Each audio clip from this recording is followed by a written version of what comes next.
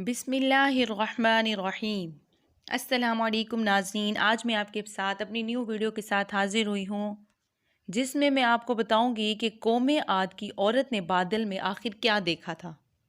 حضرت ہود علیہ السلام جو اللہ تعالیٰ کے رسول ہیں، جن کو قوم عاد کی طرف بھیجا گیا تھا کہ وہ ان لوگوں کو اللہ تعالیٰ کی طرف آنے کی دعوت دیں، تو حضرت ہود علیہ السلام نے آ کر اپنی قوم کو اللہ تعالیٰ پر ایمان لانے کا کہا، لیکن قوم عاد نے آپ کی بات نہ مانی اور اللہ پر ایمان نہ لائی اور عذاب کا مطالبہ کرنے لگ گئی اور کہنے لگ گئی کہ جب تک آپ ہمیں کوئی معجزہ نہیں دکھائیں گے ہم آپ کی بات نہیں مانیں گے اور آپ کے رب پر ایمان نہیں لائیں گے۔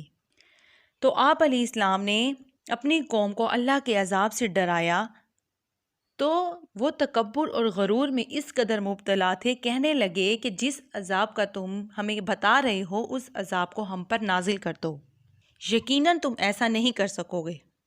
تو حضرت ہود علیہ السلام نے اپنے رب سے مدد مانگی، تو اللہ پاک نے کہا یہ لوگ عن قریب اپنے کیے پر شرمندہ ہو جائیں گے۔ اللہ تعالیٰ نے قوم عاد کو عذاب الہی کی جھلک دکھائی اور 3 سال تک ان کے شہر میں قحط پڑ گیا۔ اس قحط نے ان کا جینا مشکل کر دیا۔ بھوک پیاس کی شدت کی وجہ سے یہ لوگ سب کچھ کھا گئے، جانور تک کھا گئے، درخت کے پتے بھی کھا گئے، پھر بھی ان کی بھوک نہ مٹی اور پیاس کی شدت اس قدر بڑھ گئی کہ لوگوں کا زندگی گزارنا مشکل ہو گیا، اور اللہ تعالیٰ کی طرف سے آسمان سے کوئی بارش نہیں برس رہی تھی، جس کی وجہ سے وہ بہت شدید پریشان ہو گئے۔ جب ان لوگوں پر کوئی مشکل پیش آتی تھی تو یہ لوگ اللہ تعالیٰ سے اس مشکل سے نجات کے لیے درخواست کیا کرتے تھے۔ وہ کعبۃ اللہ میں حاضر ہوتے اور اس کے وسیلے سے اپنے لیے آسانی کا سوال کرتے تھے۔ یہ اس دور کے لوگوں کا عام طریقہ تھا۔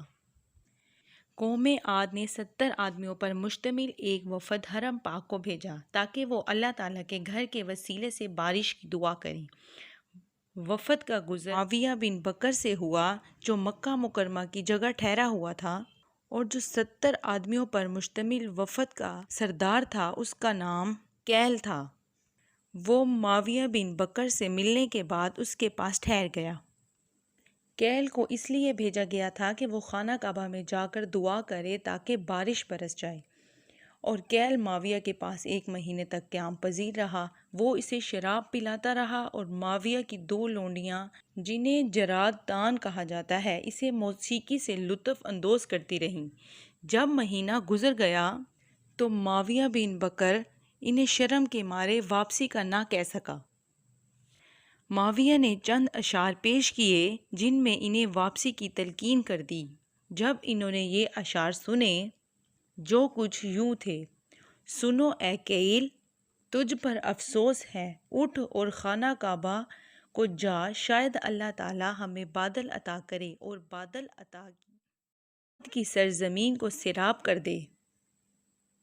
عاد کی قوم قحط کی وجہ سے آنکھ اٹھانے سے بھی قاصر ہے، سخت پیاس کی وجہ سے ان کی کوئی حالت نہیں ہے، اور تم یہاں دن رات مکمل عیش میں زندگی بسر کر رہے ہو۔ تم سے پہلے کوئی ایسا وفد نہیں بھیجا گیا، اور نہ ہی کسی قوم نے اس وفد سے بڑھ کر کسی بڑے وفد کو خوش آمدید کہا ہے۔ جب انہوں نے یہ شعر سنا تو وہ اٹھ کھڑے ہوئے اور حرم پاک گئے اور اپنی قوم کے لیے دعا کی، تو اللہ تعالیٰ نے ان کی دعا کو قبول کیا، اور اللہ تعالیٰ نے 3 بادل ظاہر کیے، ایک سفید رنگ کا، ایک سرخ رنگ کا اور ایک سیاہ رنگ کا تھا۔ پھر آسمان سے آواز آئی کہ ان میں سے اپنے لیے ایک رنگ کا بادل انتخاب کر لو، تو کیل نے کالے بادل کا انتخاب کیا۔ اس کا کہنا تھا کیونکہ اس میں بارش زیادہ تیز ہوتی ہے۔ اسے معلوم نہیں تھا کہ اس نے اپنے لیے راکھ کا انتخاب کیا ہے۔ پھر آسمان پر ایک بادل نمودار ہوا جس کو دیکھ کر قوم عاد خوش ہو گئی کہ اب بارش برسے گی اور وہ دوبارہ سے خوشحال ہو جائیں گے، لیکن انہیں کیا معلوم تھا یہ تو عذاب کا بادل تھا۔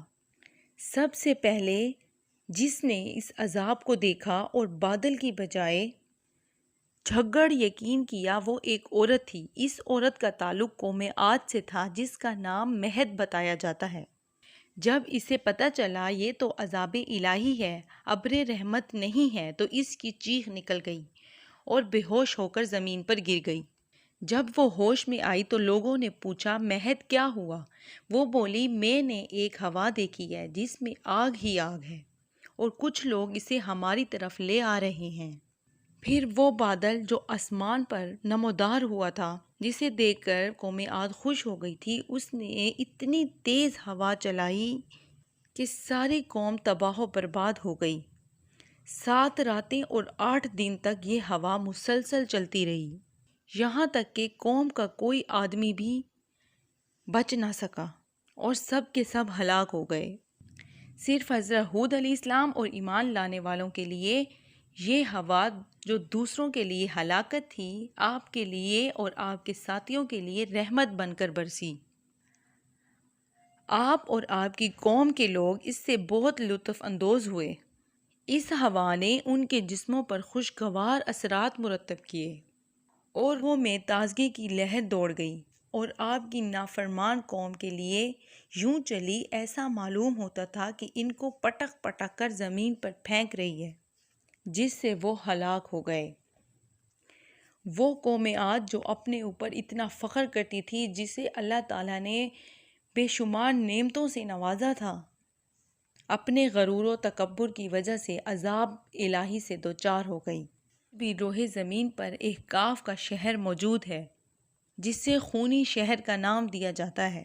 اللہ تعالیٰ نے اس شہر کو اس لیے باقی رکھا تاکہ باقی لوگ اس سے عبرت حاصل کریں۔ اس علاقے کو حضر موت بھی کہا جاتا ہے کیونکہ وہاں سے کوئی انسان زندہ بچ کر واپس نہیں آ سکا۔ وہاں اب ریت کا دلدل ہے، اگر کوئی ایک ہاتھ بھی وہاں چلا جائے تو وہ پورا دھس جاتا ہے۔ میں اپنی آج کی ویڈیو کو یہاں پر ختم کرتی ہوں اور آپ کے پاس